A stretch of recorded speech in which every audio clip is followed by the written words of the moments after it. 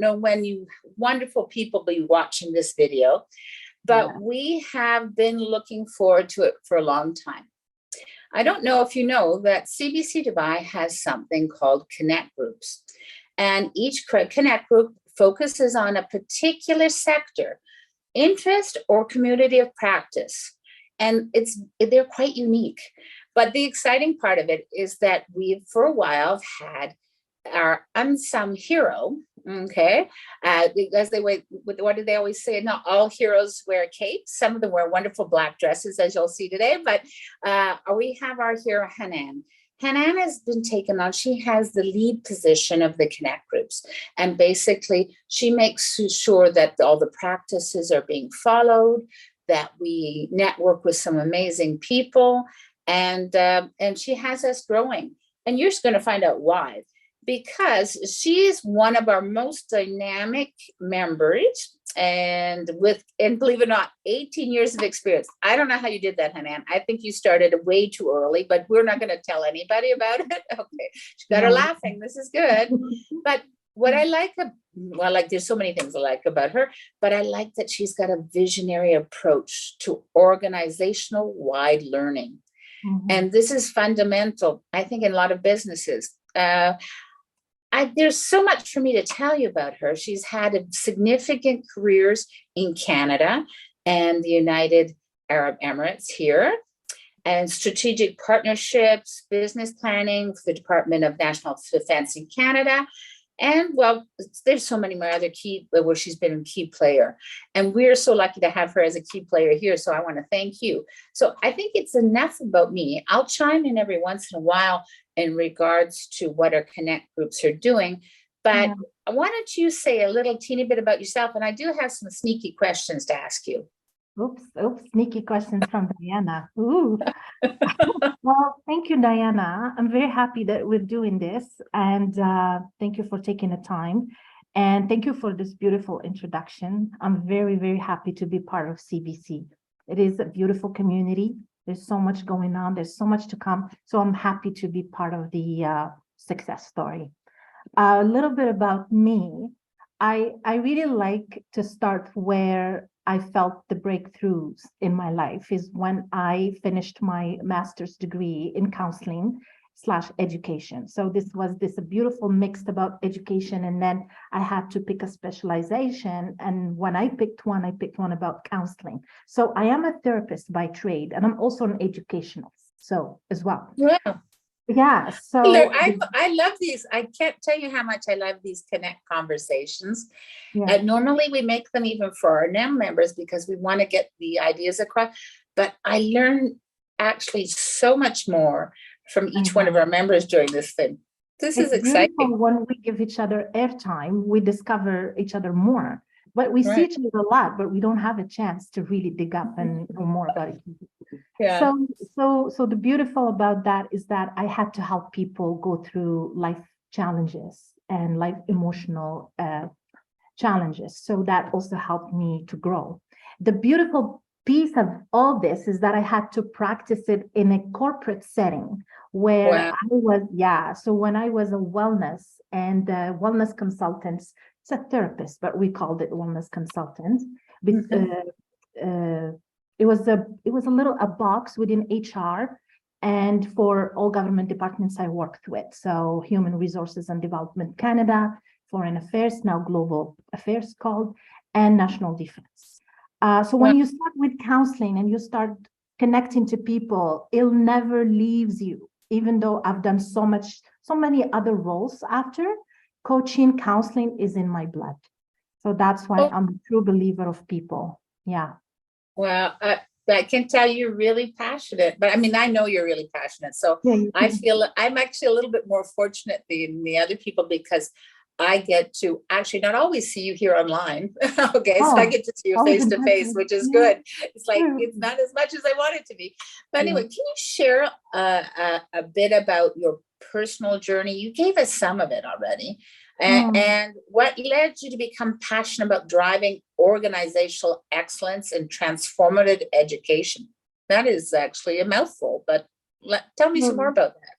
Well, because my beliefs are, or my values and principles are focused on developing people and helping people find their space or their aha moments. Okay. Whether as a therapist, whether as a manager or as an executive, an organization, it's nothing without its people. We need people to drive the results. We need people to drive the culture.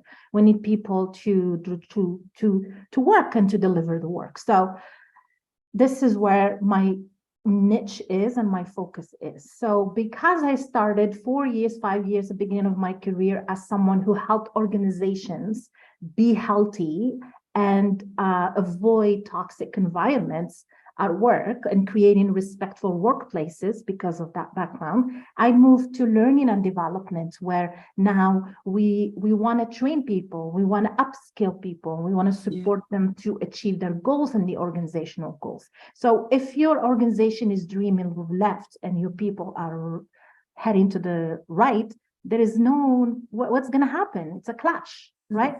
So the beauty of counseling and education is to find the language and the drives and the drivers to put these two together. So to get the ship sailing and heading where we need to go. It sounds like the love boat to me, so I'm good with you. I'm totally love the idea there's a transformative education, because I think if you give the people the skills and tools in business, and you teach them, and then I always say you don't know until you know, and when you teach them, then it's like all of a sudden you put some air in their balloon and they're like ready to rock. True. And Diana, adult education, it's even more interesting. I find it's my lane, because you don't bring adults to your classroom and start lecturing, because all of us have something to teach. All of us have experiences.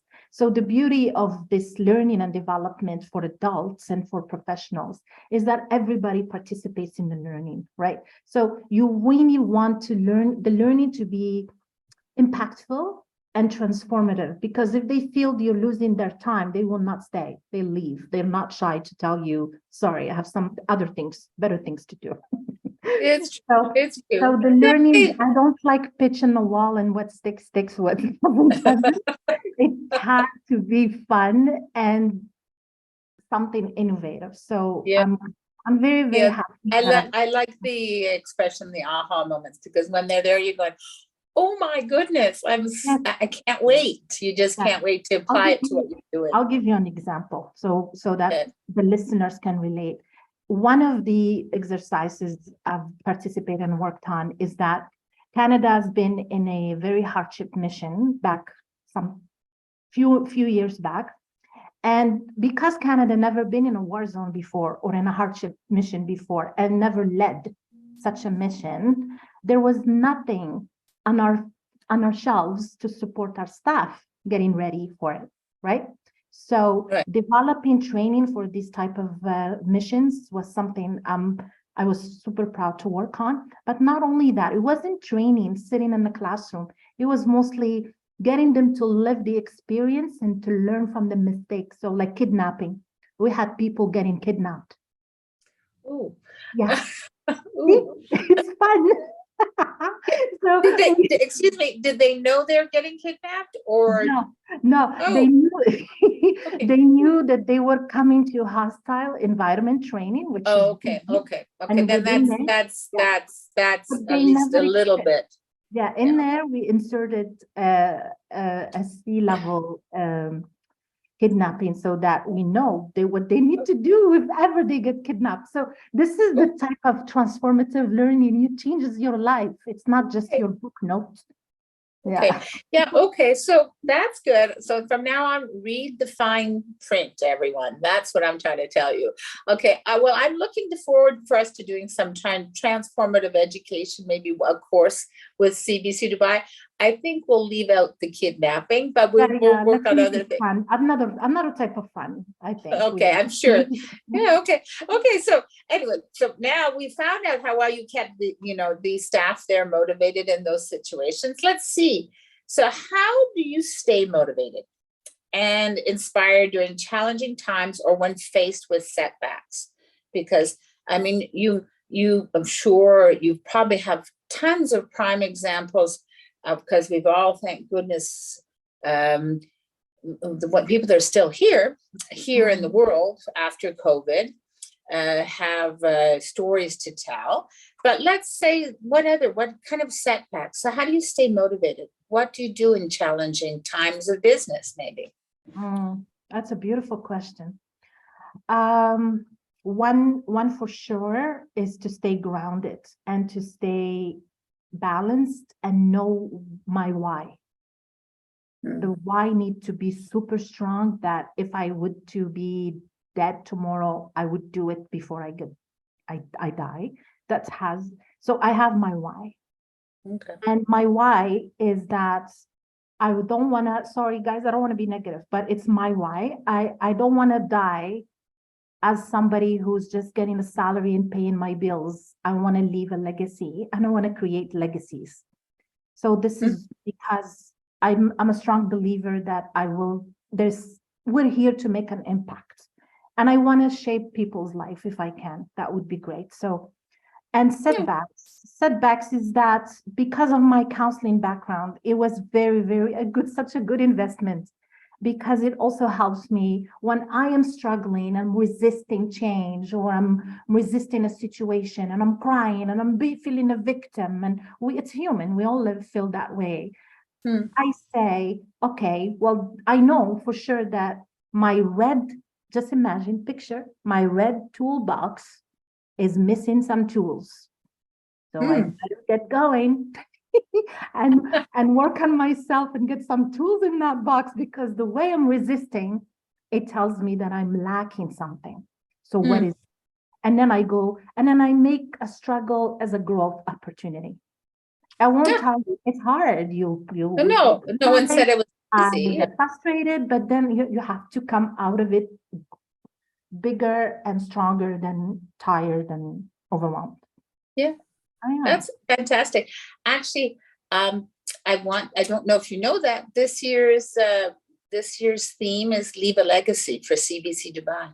Ooh, that's amazing. Isn't that exciting? Yeah. I really, I'm with you on that. I happen to like toolboxes as well, by the way. And I don't know if I think mine might be red too because of the coloring.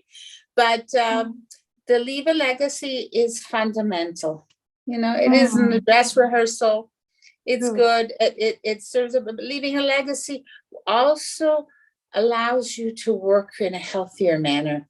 Absolutely. Okay? It makes you want to wake up and get up and go every morning. Right, exactly. The days where you don't want to get up and go, so because you're going to leave a legacy. Yeah. So anyway, thank you for telling us about those tricks. Actually, so I'm really looking forward to if we do a workshop. I think sometimes people need the obvious put right in front of their noses, basically. So I think now we have some interesting ideas just to show. Is just this again one of these connect conversations? Is just to show who a little sneak peek of who Hanane is, okay? And so if you wouldn't mind, can you share your experience of transitioning from Canada to UAE and how it has influenced your career and your personal growth? Now, I believe you speak Arabic, right? You speak Arabic, right? My vocabulary is weak, but I understand it fully. I worked on it since, I don't know, 2015. Wow. That's exciting. Yes, so fully understanding, but speaking, I get shy, but I think I'm getting there. Yeah. Okay. Okay, Habib, let's go. So, okay. All right. Anyway, sorry, getting back to the question. So how was the transitioning from Canada to the UAE, and how's it influenced your career and your personal growth? I fell in love with UAE back in 2010. Okay, I've never, that was my first ever trip here. I came here for a mission through work, and I discovered this beautiful land, and that the start of the love story. I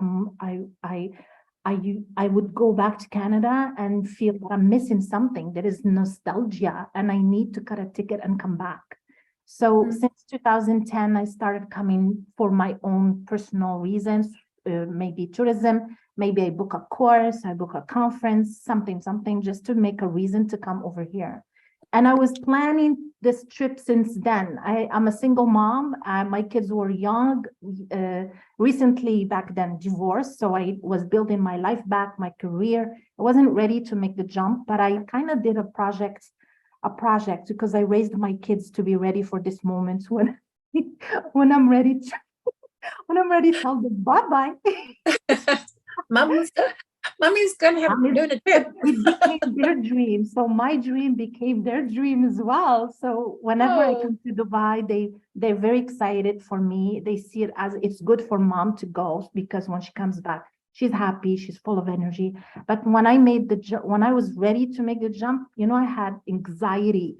It's hard to leave your kids, and you picture everything that's going to go wrong. But who was the true supporters and the cheerleaders? They were my both boys, my two. So they supported me, and they said, this is your dream, come. But I got ready. I built my career in Canada so that when I come to UAE, I am ready to give it. I'm ready to give back. I brought my gear to here so that I can participate in something for this beautiful country they've done amazing work for 51 years. I want to be part of this success story. And if anything, you are. Yeah. I'm sorry. I modestly must say you are. You are totally part of yet. I would like, there is more to come, but I'm not letting go until we finish this business, me and UAE in Canada. So I see Canada, UAE, it's like sisters. There's so many values we share. It's beautiful, safe country. I love Canada, I love UAE. So why not? Let's make something amazing work for this place here. Yeah. Fabulous. And so this is one of the reasons why myself, as executive director of the Canadian Business Council, and the board deemed that, and we were delighted when you decided to take on the lead position of the Connect Group, because of the fact that you, like many of us, see the connection. We see the connection. I would say Connect Group connection between Canada and the UAE. So that's why when people who in Canada want to reach out to you to have a connect conversation, something like we are, because we'd like them to do so. We also want them to do it in the fact that it'll be maybe focused around COP28. It is vital now that we make a difference. So there might be some amazing people out there, maybe university students, maybe professors, just everyday people who have something worth sharing. And so we thank you for taking on this position. We know that you are very busy in your career, and you've always given time to everyone. So we do appreciate it. We're looking forward to the next conversations you're going to do with our heads of the Connect groups. There's some real movers and shakers out there. Amazing community. They're eager, they're ready. So yeah, I'm looking forward to host these Connect conversations with each head. Yeah. So for now, I do have one other quick question. Okay. My question is that hashtag, how are you thinking of leaving a legacy? Oh, it's a big one. That's a big one, eh? Well, because I don't want to limit myself, but certainly in the world of learning, education, and emotional intelligence growth. So in this world, this is where I'm going to shape something and leave it behind. Yeah. Yeah, I think you already are. The fact that you are so willing, so helpful. Your doors. Were you talking about the UAE or for CBC? No, for you personally, and that's what you're doing. I think you want to leave a legacy, and that's a very healthy legacy to leave, So I think, again, it's one of those worldwide situations. I don't think it has a country that it should be one country. You can spread that to Europe and the rest of the world as well. So start here though. Start, as they say, grow where you're planted, honey. Exactly. Okay. Well, thank you very much for your time. I hate to sign off, but we want to be respectful of your time. We were a little bit longer than usual, but every word was heartfelt. So looking forward to having you on many occasions, and have a great summer. Take care. Thank you so much. Bye-bye. Bye-bye.